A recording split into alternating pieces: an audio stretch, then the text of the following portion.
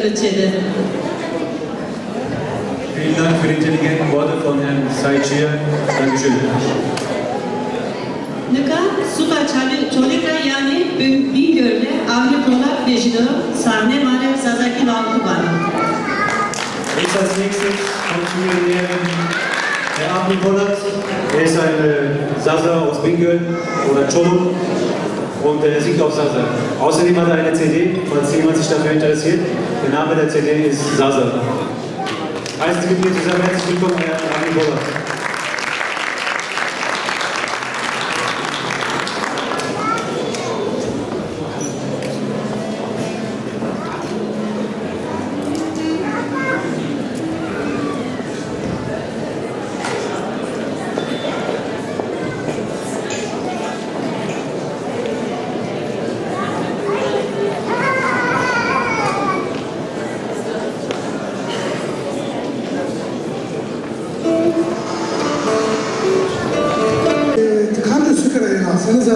از چوری گامبیا چوری راینا یا تو خیره ما چون سر یا زفاز تو خیره من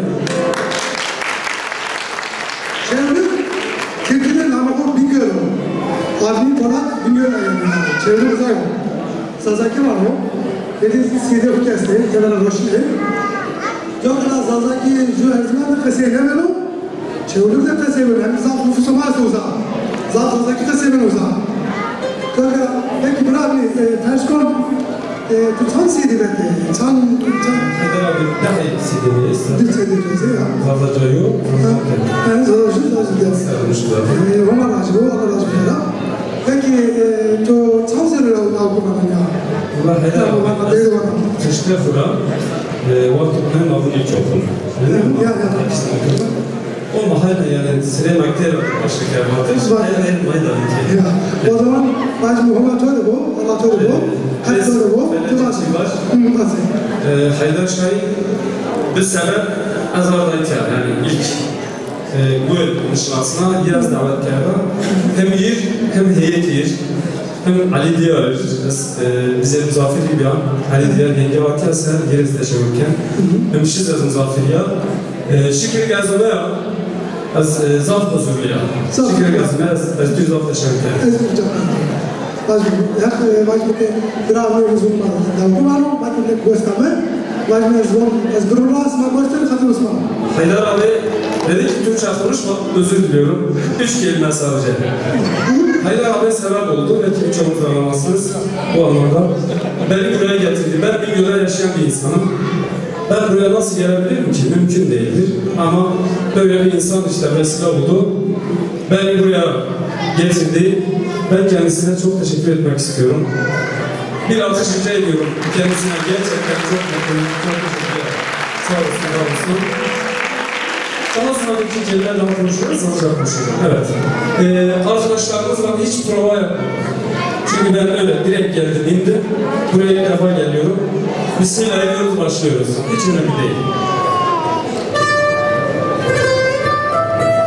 Rende Çoli, Bingöl'ün güzeli demişim. Rende Çoli. Böyle yepyeni bir eser. Kasım'dan okuyacağım nasip olursa. Hem Battık Ruhu azalacak. Eydiz Makbun için.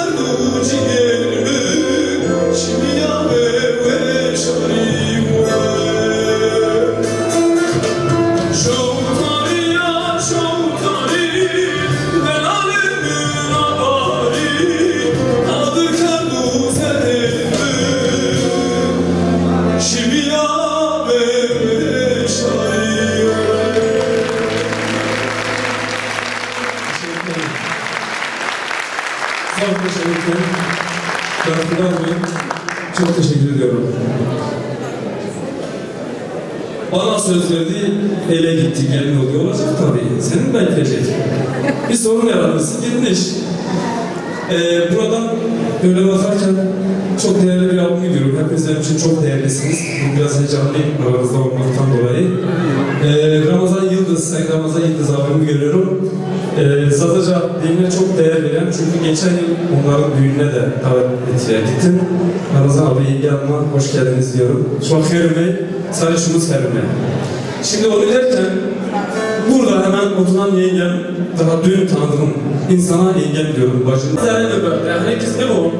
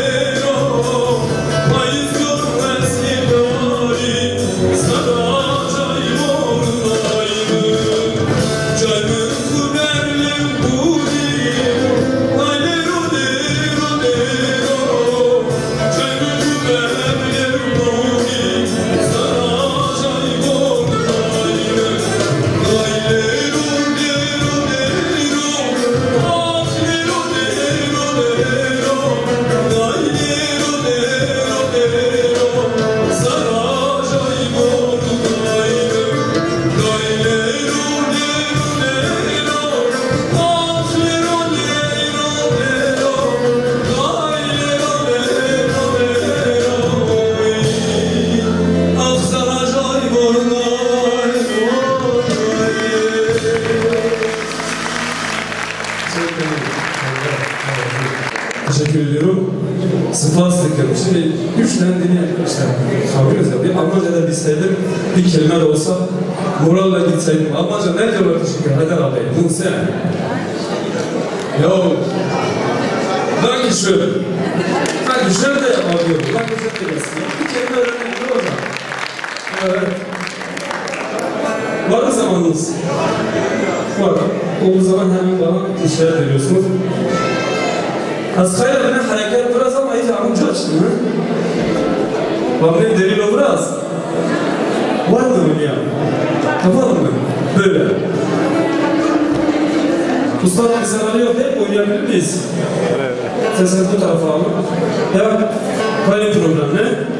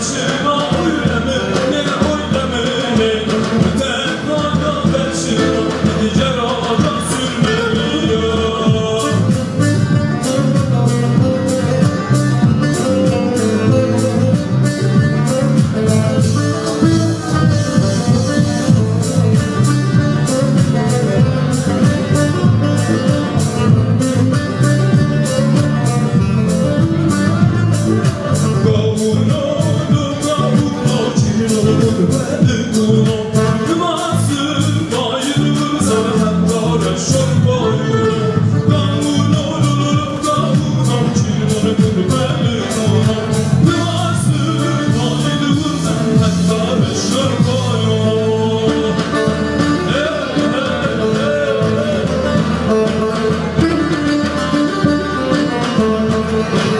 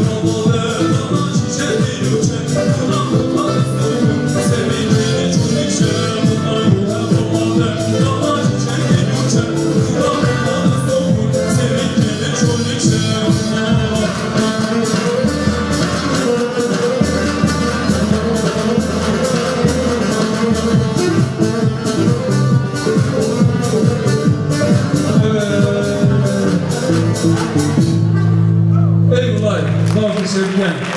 Çok teşekkür ediyorum. Ayaklarınıza sağlık. Feder abi.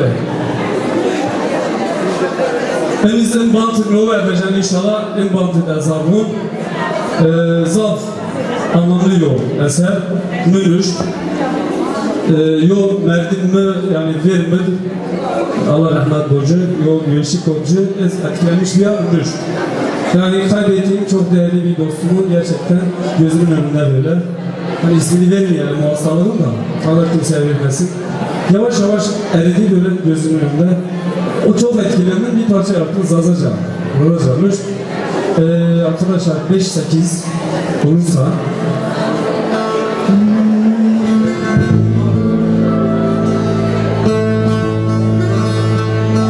Keserme gül, keserli ben, alır kotcuğuna gülem.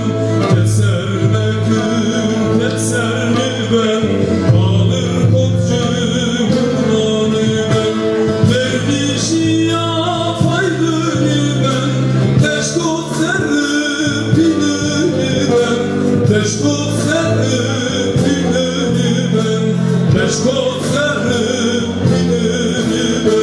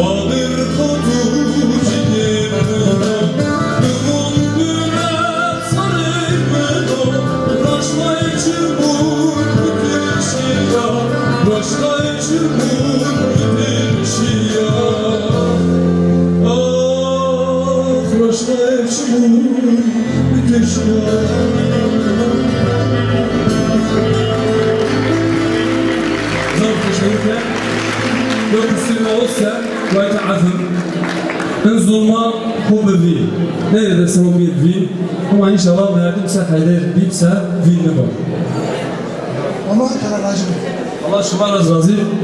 Ezaf teşekkürler. Asıl az yolcuya, hatır Müslüman, şükür gezmeye. İyi ki geldin, iyi ki siz geldin aramızda. Evet, çok teşekkür ederim. Sağ olun, var olun. Arkadaşlara çok teşekkürler, sağ olun. 3 gruba ayrılabilir. Konuşmayanlar, düzgün konuşmayan veya kelime konuşanlar ve düzgün konuşanlar. Zazaca'nın resmi statüsüne bakarsak Zaza dili 1921 ile 1992 arasında yani 71 yıl boyunca yasak bir dildi. 1992'den günümüze kadar anayasada henüz tanınmamış ve şimdilik göz yumması statüsündedir.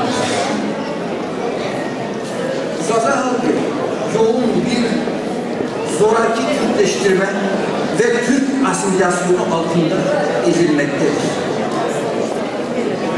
Birinci Dünya Harbi'ni kazanan devletlerde 1921'de kurulan Türkiye Cumhuriyeti arasında Lozan'da yapılan barış antlaşmasında Zazalar ve diğer bazı halklar tanınmamış, varlığı inkar edilmiştir. Bunun sonucu olarak 1924'te çıkarılan ve 1961'e kadar süren 2. Anayasanın 88. maddesinde Zazalar ve diğer halklar Türk diye gösterilip şöyle denilmiştir. Türkiye'de din ve ırk ayırt edilmeksizin vatandaşlık bakımından herkese Türk denir. Bununla Zaza halkının varlığı inkar edilmiş ve Zaza dili de Türkçenin bir şivesi veya lehçesi olarak propaganda edilmiştir. 1921 ile 1950'deki parti diktatörlüğünde yönetimde olan CHP 1935 yılındaki parti kongresinde aşırı bir asimilasyon ve zoraki Türkleştirme programı hazırlayıp katı ve radikal bir şekilde uygulamışlar. Bununla beraber bir de geniş çaplı bir propaganda hareketi geçirmiştir. Gerçek bilimle alakası olmayıp sahte olan ve bilim süsü verilerek Türk tarih tezi ve güneş dil teorisi adı altında çok yoğun bir ırkçı propaganda ülke çapında uygulandı. Bu Türkleştirme çılgınlığı 1936'da planlanıp 1937-38'de Dersim'de Zaza Alevilerine karşı yapılan soykırımıyla zirvesine ulaştı. 1950 yılına kadar okul ve üniversitelerde okutulan bu sahte bilimsel propagandanın amacı Zaza halkının ve diğer Türk olmayan halkların dilini ve kimliğini yok edip zorla Türkleştirmektir. 1982'de askeri junta tarafından hazırlanan anayasının 42. maddesinin son paragrafında dil yasağı konulmuş ve şöyle deniliyor. Türkçeden başka hiçbir dil eğitim ve öğretim kurumlarında Türk vatandaşlarına ana dilleri olarak okutulamaz ve öğretilemez. Burada da Zaza halkı Türk sayılmakta ve Zazaca adı anılmadan yani dolaylı bir şekilde yasaklanmıştır. Zaza halkının varlığından bahsetmek, Zazacayı basın, yayın ve resmi makamlarda eğitim ve öğretimde kullanma, bölücülük yapma ve Türk kimliğini zayıflatma gibi iddialarla ceza hükmü altına alınmıştır. Bununla 90 yıldan beri Zaza halkına karşı aşırı bir baskı ve zoraki asimilasyon uygulanmakta ve günümüzde de daha ince metotlarla halen devam edilmektedir. Türk hükümeti 1992 yılından bu yana Avrupa Birliği'ne girme çabasındadır ve onun için uyum sağlamak için buna engel olan uluslararası hukuka ve demokratik prensiplere ters düşen yasakları kaldırmak ve birçok düzeyde reform yapmak zorunda kalmıştır. Erdoğan hükümetinin 3'e 10 2001 tarihinde anayasa değişikliğinde 26. ile 28. maddelerdeki basın, yayın ve medyadaki dil yasaklarının kaldırılması ve 12 Eylül 2010'da da referandumla bazı değişikliklerin yapılması olumluyken 40. maddedeki uluslararası hukuka aykırı olan eğitim ve öğretimdeki dil yasağı ise aynen durmaktadır. Şimdiki hükümette de ana dilde eğitim hakkı reddedilmektedir. Pek gönüllü olmayın, mecburi de olsa yapılan bu değişim elbette demokratikleşme ve serbestlik açısından gerekli ve olumludur. Onun için desteklenmelidir. Ancak şimdiye kadar yapılan anayasa değişiklikleri Zaza halkı açısından yetersiz olup köklü bir demokratik reforma ihtiyaç vardır. Hükümet Kürtçe için bir televizyon kanalı açmış fakat Zaza, Aydın ve kurumlarının TRT'ye müracaat etmesine rağmen Zazaca için ayrı bir kanal açmayı reddetmiştir. Zaza, Aydın ve kurumlar bu arada hükümete şu taleplerde bulunmuştur. Zazaca için demokratik haklar istiyoruz imza kampanyası listesi Ekim 2009'da Başbakanlığa sunulmuştur. Daha sonra Zazalara demokratik haklar adı altında bir imza kampanyası daha açılmış ve Zazalar için radyo ve televizyon açılması, Zazaca'nın okullarda eğitim dili olarak tanınması talep edilmiştir. Zaza bölgesinde özel yatılı okullarla yoğun bir asimilasyon yapılmaktadır. Tabloyu gösterebilir miyiz? Buradaki tabloyu gösterebilir miyiz?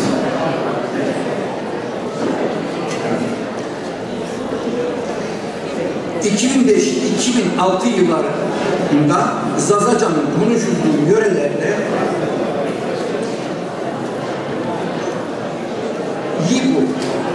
ve PİO diye denilen kısacası toplam 55 yatılı okul açılmıştır. Ve bu okullar halen faaliyettedir. Öğrenci sayısı ise 28.388'dir. Asimilasyon, bu asimilasyon hücumunun hedefi Zaza bölgesinin merkezidir. Yani Dersim ve Bingöl yatılı okulların diğer bölgelere nazaran burada daha yoğun olması dikkat çekicidir. 2004 ile 2005 ile Dersim'de 10 yatılı okul 2581 öğrencisiyle ve Bingöl'de ise 17 yatılı okul 7296 öğrenciyle faaliyette bulunmaktadır. Bu tabloda Zaza bölgesinde olan, ne ait olan vilayetlerde yani Dersim, Erzincan, Erzurum, Muş, Sivas, Bingöl, Elazığ, Diyarbakır, Urfa, Adıyaman, Malatya ve Bitlis'te ibaret olan Zaza bölgesindeki yatılı okulların listesidir. Bundan anlaşılıyor ki bu bölge için aşırı yani planlı ve hedefli bir asimilasyon programı Milli Eğitim tarafından uygulanmaktadır. Ailelerinden kopuk bir şekilde yatılı okullarda beyin yıkamasıyla eğitilen Zaza çocuklarının kimliği ve kişiliği Türkleştirme çılgınlığıyla gaddarca ezilmektedir. Gizlemeye rağmen kamuoyuna ve basına yansıyan şu olay bunu açık bir şekilde dile getiriyor.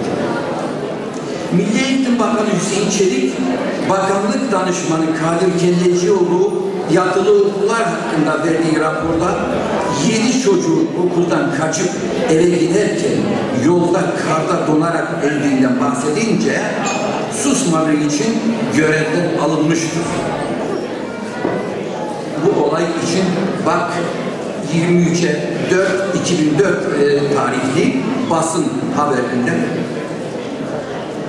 okunabilir. Milli Eğitim Bakanlığı'nın yayınladığı istatistiklere göre yatılı bölge okullarının sayısı 2005'te toplam 299'a yükselmiş ve öğrenci sayısı ise 142.788'e ulaşmıştır.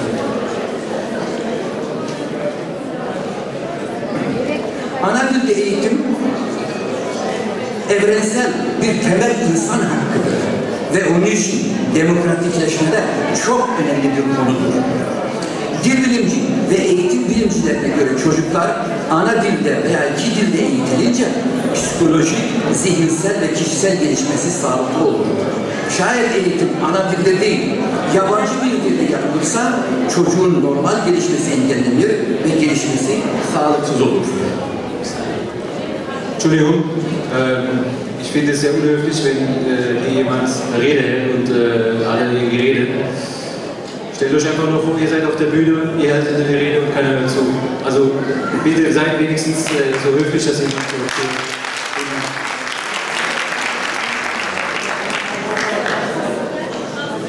Çocuklar için ilk ve anaokullarında anne ve babasının diliyle değil de yabancı bir dil olan Türkçe ile karşılaşınca kişilik ve kimliği alt üst edilip ezilmekte, kendine güveni sarsılmakta, kimlik krizine girip kompleksli duruma düşer.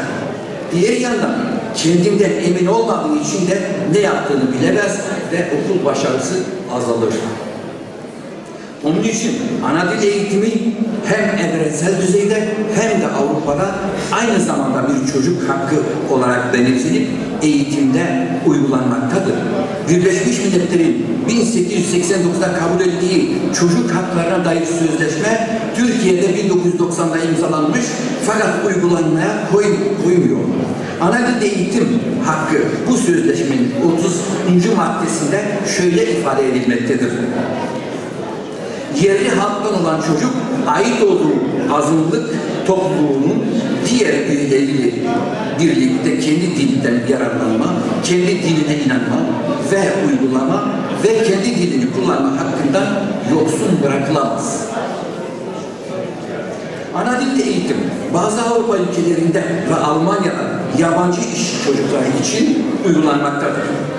Türkiye'de Eğitim Sendikası epey zamandan beri Türk olmayan halklar için ana dil eğitiminin resmi dil olarak kabullenip uygulanmasını talep etmektedir. Bunu 2525 yılında tüzüğüne alınca ordunun baskısı üzerine sendikayı kapatma davası açıldı. Yapılmayı engellemek için söz konusu maddeyi tüzükten çıkarmak mecburiyetinde kaldı. Görüldüğü gibi Türkiye'de demokratikleşme süreci kolay olmayıp oldukça uzun ve dikenli bir yoldur. Ülkemizde demokratikleşmenin hedefi şu olmalıdır. Türkiye demokrasi, Zazalara ve Zazaistan'a otonomi, İspanya ve diğer bazı devletlerde olduğu gibi ülkemizde de çok uluslu bir toplum olarak demokratikleşme ve sosyal barışa kavuşma mecburiyetindedir. Çünkü ancak böylece sosyal, ekonomik ve bilimsel düzeylere ilerler ve gelişir. İspanya'da Franco diktatörünün sona ermesiyle köklü siyasi reformlar yaparak sosyal barış ve huzura kavuştu. Katalanlar ile Basklar ve dilleri Katalanca ve Baskça anayasada resmen tanındı. Bu halklara kendi toprakları üzerinde otonomi ve yerel hükümet kurma hakkı verildi. Her iki dil de İspanyolcanın yanında resmi dil olarak kullanılmaktadır. Günümüzde İspanya demokratik, sağlam, huzurlu ve sosyal barışa kavuşmuş bir ülke olarak Avrupa Birliği'nde yer almaktadır. Bundan çok önce İsviçre Anayasası'nda 4 otonom bölge ve resmi dil, Belçik Anayasası'nda 2 resmi dil kabul edilip demokratik ve sağlam bir devlet olarak örnek vericidir. Diğer bir örnek 16 eyalet ve yerel hükümetli Federal Almanya Devleti'dir. Çok uluslu bir ülke olan Türkiye'de İsviçre ve İspanya misali köklü bir siyasi reform yapılarak federatif bir devlet sistemi kurabilir. Zaza halkı aydın ve kurumlar öncülüğünde mücadele ederek ulusal ve demokratik haklarını kazanırsa Zaza dili ve kültürü kurtulur ve gelişir. Ancak bu mücadele süreci uzun vadelidir. Bunun için azimli, sürekli mücadele ve kısa vadeli adımlarla ulaşılır. Bu hedefler şudur. 1. Zaza halkı ve Zaza dili anayasada resmen tanınmalı. 2. Zazaca radyo ve televizyon kanalı açılmalı. 3. Okullarda yani anaokulu, ilkokul vesaire de Zazaca eğitim ve öğretim dili olmalı. 4. Zaza halkına kendi toprakları üstünde bölgesel otonomi verilmeli. 5.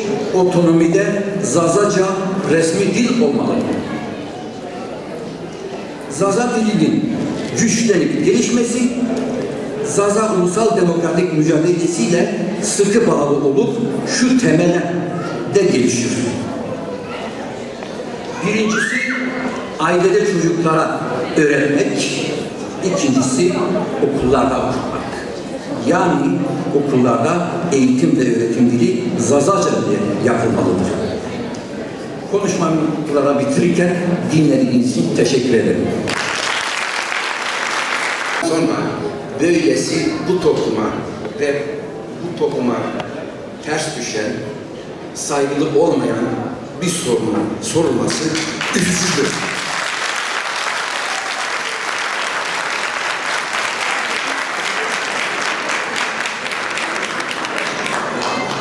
Bir Zaza gecesinde bu halkın diline ve kültürüne ve bu değerli dinleyicilere saygılı olması gerekirken gelip böyle saygısız bir sorun sorması çok üzücüdür.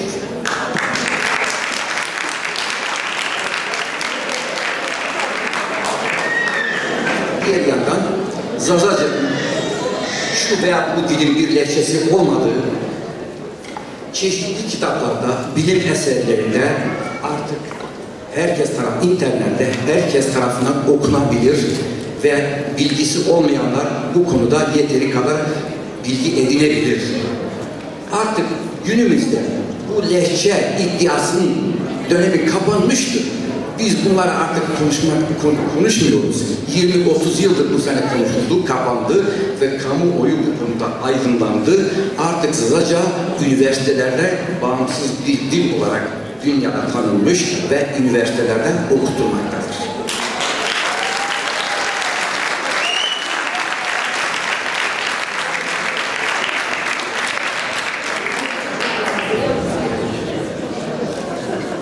Evet, başka soru sormak isteyen varsa buyurun. Şöyle perskele. Teşekkürler. Selçuk.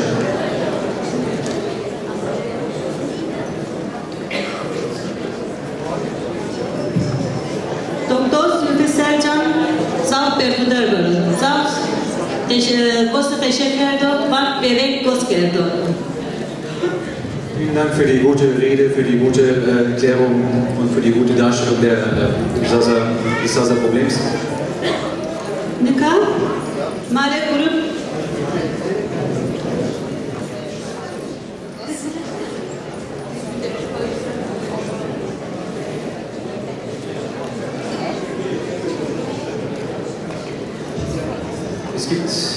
Es kommt ein kleiner Spezial.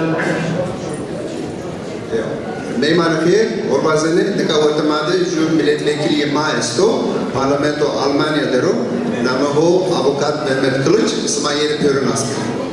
Değerli dostlarımız, şimdi aramızda değerli bir misafirimiz var.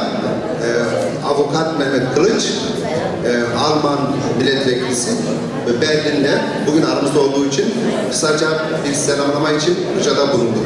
Hoş geldiniz.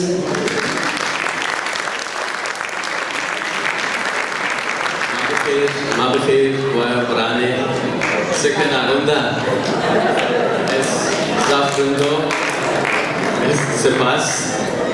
Meine sehr verehrten Damen und Herren, liebe Freundinnen und Freunde, Sie merken schon, dass meine Dümmelki-Kenntnisse, Sasaki-Kenntnisse mehr als lückenhaft ist, aber ich bemühe mich und ich werde mich bessern, versprochen.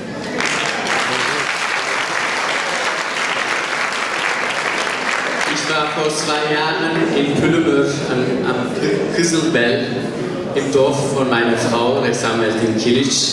Ich habe dort eine unbeschreibliche, wunderschöne Natur und sehr viele höfliche und vernünftige Menschen getroffen. Ich vermisse diese Menschen immer noch und heute, ich werde bald wieder dieses Dorf besuchen. Dieses Dorf ist auch mein Dorf geworden, weil dieses Dorf ist Dorf meines Kindes, Asme. Deshalb. Ich bin Mitglied des Deutschen Bundestages von der Fraktion Bündnis 90 Die Grünen. Ich bin Mitglied im Innenausschuss und Obmann im Petitionsausschuss. Ich bin Sprecher für Migration und integrationspolitische Angelegenheiten meiner Fraktion. Die Sprache ist wichtigster Träger der Kultur, insbesondere in Diaspora. Daher kann ich nur mit einem einfachen Wort sagen, Bewahrung einer Sprache ist einfach löblich und essentiell, wichtig. Und das tun Sie und deshalb möchte ich mich bei Ihnen allen bedanken. Das ist schon zum 5. Mal, dass ich mich an so einem Kulturfestival, Dümmelki Sasaki Festival, beteilige. Ich weiß, dass viele Menschen sich große Mühe gegeben haben, auch in der Vergangenheit, so etwas zustande zu bringen. Ich weiß, dass damals vor 10, 15 Jahren so etwas zu organisieren viel, viel schwieriger war, sogar riskant. Nicht wegen unser Land Deutschland, sondern wegen unser Herkunftsland. Die Menschen waren richtig bedroht, wenn sie so etwas organisieren sollten. Deshalb möchte ich mich bei allen Menschen bedanken, die damals sowas organisiert haben und bei einer Person, besonders bei Herrn Hasan Devran. Er stand immer im vordersten Grund, als die Sache ziemlich riskant war. Vielen herzlichen Dank, Hasan Bey, dass Sie sich so bemüht haben für diese Sache. Liebe Freundinnen und Freunde, unser Grundgesetz ist ein pluralistisches Grundgesetz. Die Individuen sollen sich entfalten, solange sie die Rechte der Dritten nicht verletzen. Das ist wunderbar und passt uns. Deshalb sollten wir uns für die Bewahrung unserer Sprache, unserer Kultur bemühen. Und bei diesen Bemühungen ist meine Partei an Ihrer Seite. Das sollten Sie wissen. Vielen herzlichen Dank und bis zum nächsten Mal. Lütfen bu Türk kardeşinizin samimi selamlarını kabul edin. İyi günler diliyorum. Saygılar sunuyorum.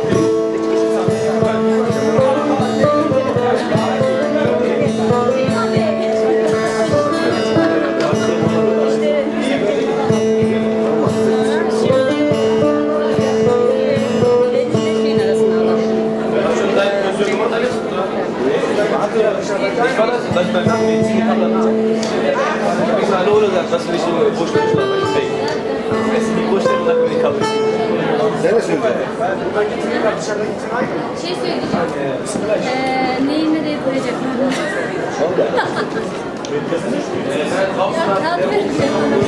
Merak etmeyin.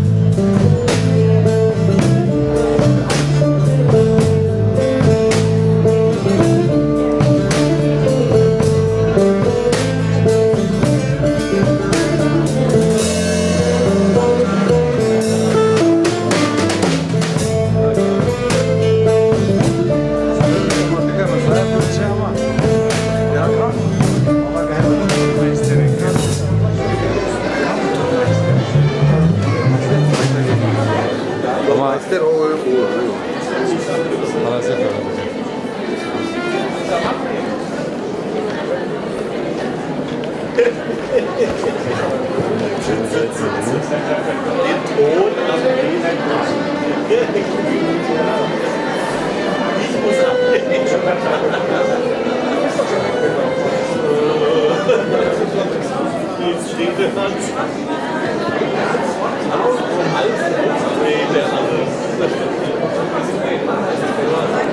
Devam, Kemal böyle tebrik.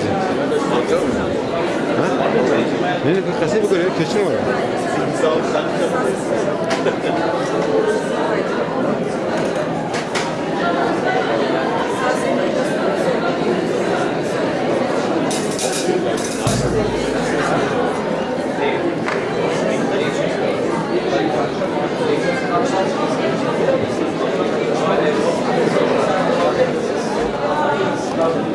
Neyse ben bir şey konuşayım.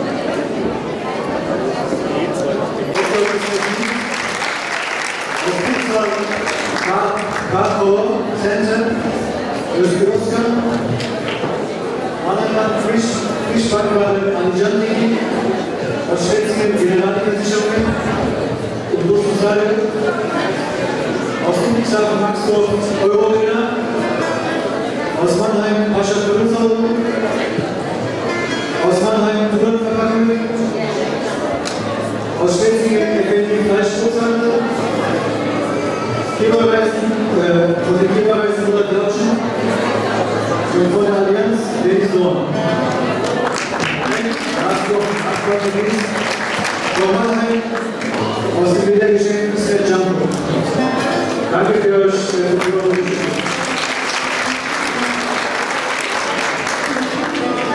Mühammad'ın Kumakare sahnede Zazaki Alman. Ceyhan Balıkaya, Ulus Yükselen, Akın Demircioğlu, Aleyya.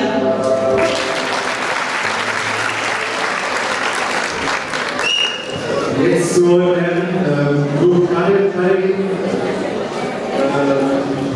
Diese Gruppe besteht 30 Mann, 30 Mann und singt aus der Seite.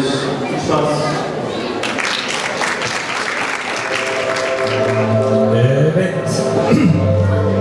Değerli konuklar, aslında programımıza başlamadan önce size Almanca bir şey söyleyecektim ama şöyle düşünüyorum ki aramızda bazı insanlarımız Almanca bilmedikleri için ortak anlaşabileceğimiz bir dil hitap ediyorum.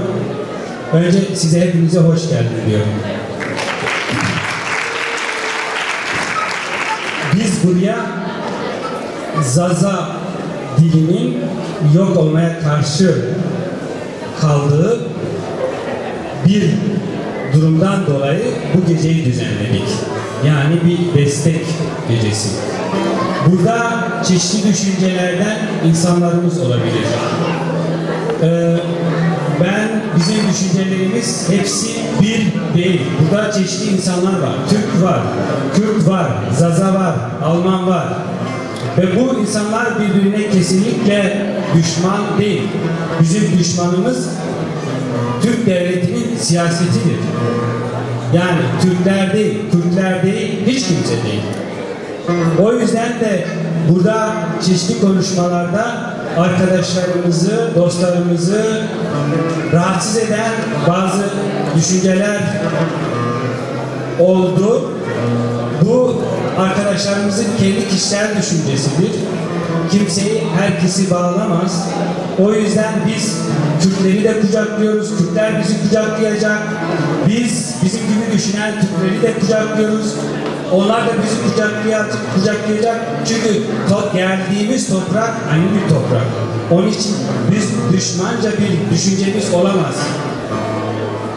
O yüzden de yani öyle bir anlaşma olmasın ki yani biz Zazaça konuştuğumuz için diğer insanlar bizden değil, biz onlardan değiliz, onlar bizden değil. Bir düşüncesi kişilerin kendi fikirleridir, düşüncesidir. Onu belirtmek istedim özellikle.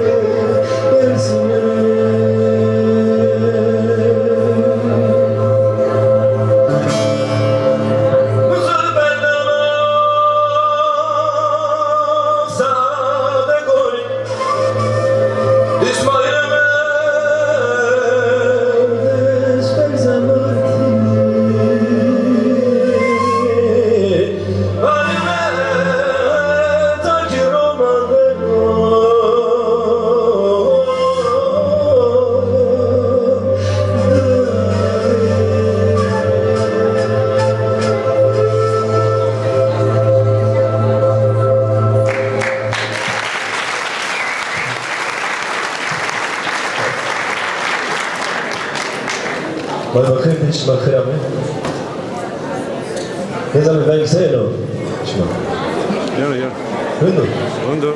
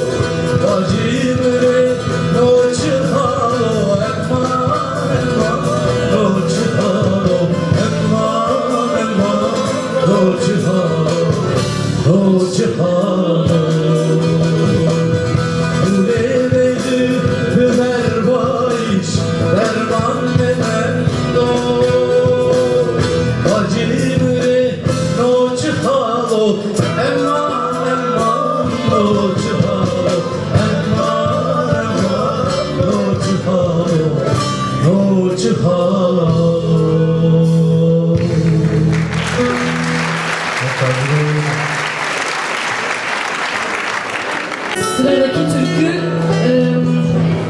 benim rüyalarımın bana armağanı, sevgili Pirim Hüseyin Beydaş için.